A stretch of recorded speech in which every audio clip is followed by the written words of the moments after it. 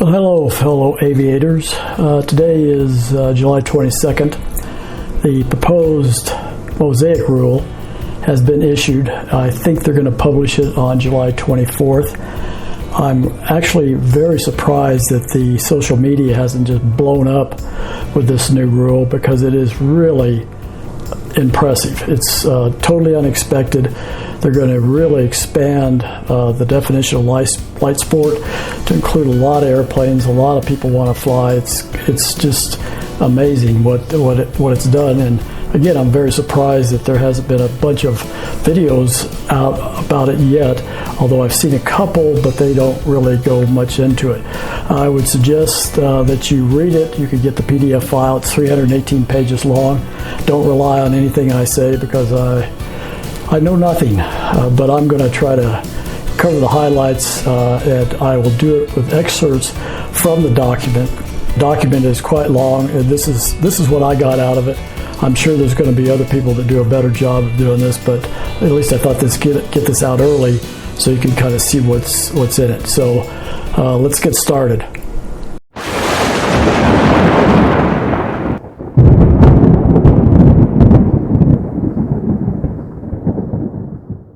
Okay, they're changing the definition of light sport. They're eliminating light sport aircraft and calling it just light sport. And the reason they're doing that is because they're going to cover other aircraft, including helicopters, rotorcraft, and power lift.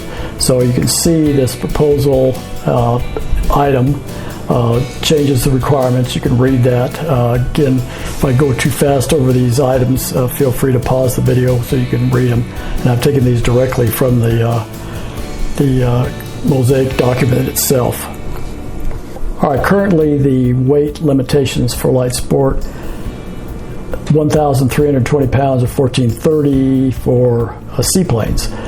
They're getting rid of that weight limitation, and they're replacing it with performance-based limitation. And the performance limitation is basically going to be planes must not have more than a 54-knot stall speed. They have determined that probably that's going to limit the weight to most planes to 3,000 pounds, which is just a huge increase. I mean, this proposal is just something you couldn't have dreamed of as far as what they're going to do. It just really opens up a lot for us. And that weight limitation would be applied to airplanes at maximum certificated takeoff weight. They've also changed the maximum speed. This is incredible to me. It used to be 120 knots calibrated airspeed at standard day, sea level, blah, blah, blah, blah, blah. Now, believe it or not, it's 250 knots calibrated airspeed. That is such a huge increase. It's going to really open up a lot of planes the manufacturers will be able to make that can really do some traveling, which is really incredible. They've also gotten rid of the restriction on constant speed propellers. Before, you had to have fixed pitch, adjustable in the ground only. This new rule will allow constant speed propellers as long as it meets the consistent standards, which would include hydraulically adjusted and also electrically adjusted propellers. The current restrictions do not allow retractable gear on the airplanes, light sport. They have now eliminated that, and they will allow retractable gear, which again really helps the speed. It's going to not help me so much because of my age. The insurance companies don't want me to acquire my retractable time in these types of airplanes, so I probably won't be able to make use of this new provision, but it's there, so that's great. They've eliminated the restriction on seating capacity. Before it was 2 seats. It's all you could have in a light sport. Now it can have 4 seats, although sport pilots flying these planes will only be able to make use of the other seat. But if you're flying with a commercial or a private pilot license, you could carry 3 people plus yourself. So that's a big change. It's going to open up a lot of planes into this category. And here's a crazy new rule they've come up with, which is just great. You can have any number of motors or engines, and pretty much any type. They're allowing piston, turbine, electric. They're just opening up for you name it as far as the development of these planes, and just like crazy stuff. I mean, nobody could believe this would happen. They're also going to allow IFR and IMC in these airplanes. You will, of course, have to have a private pilot license with an instrument rating. But before, the only way you could do it was if the plane was an ELSA with the 91205 equipment, you could fly IFR IMC, although it wasn't encouraged. But now you'll be able to do it in just the regular light sports, which is great.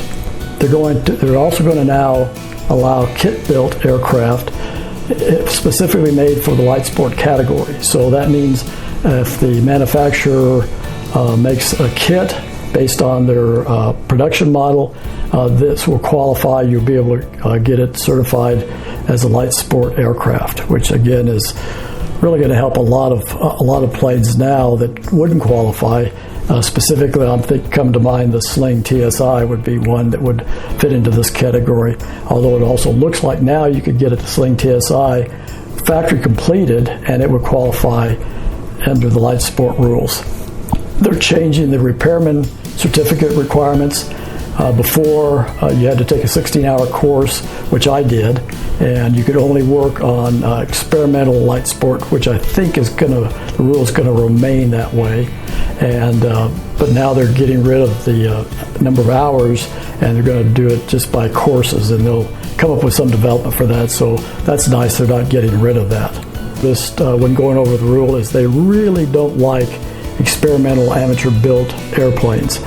They say they're in the third category of safety. I think currently, if you have an experimental amateur-built, if it meets the definition of a light sport, that you could actually fly it as a light sport. And I'm not sure, based on the reading of this new rule, that will apply in the future. Now, I suspect they'll grandfather in the ones that are already there, but again, they don't like them. They don't think they're really that safe, so they don't want to encourage anybody to basically build their own airplane and try to fly it under the sport pilot rule. So anyway, that's the highlights that I saw. Again, the document's quite lengthy, 318 pages. I encourage you to look at it. If you have any questions, study it.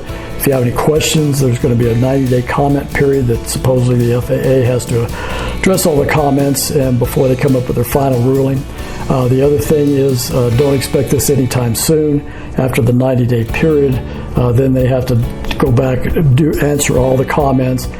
They don't expect this final rule to be published and effective until probably the end of 2024. So that's really not that long, especially for us old people that the time flies by. So I hope this helps a little bit. I'm sure there'll be other people doing a much better job than I am, but I wanted to get this out early so you can see it. And again, I think everybody that's going to talk about it is probably busy getting ready for Oshkosh, which is going to start Monday. So thanks for watching, and I'll see you next time.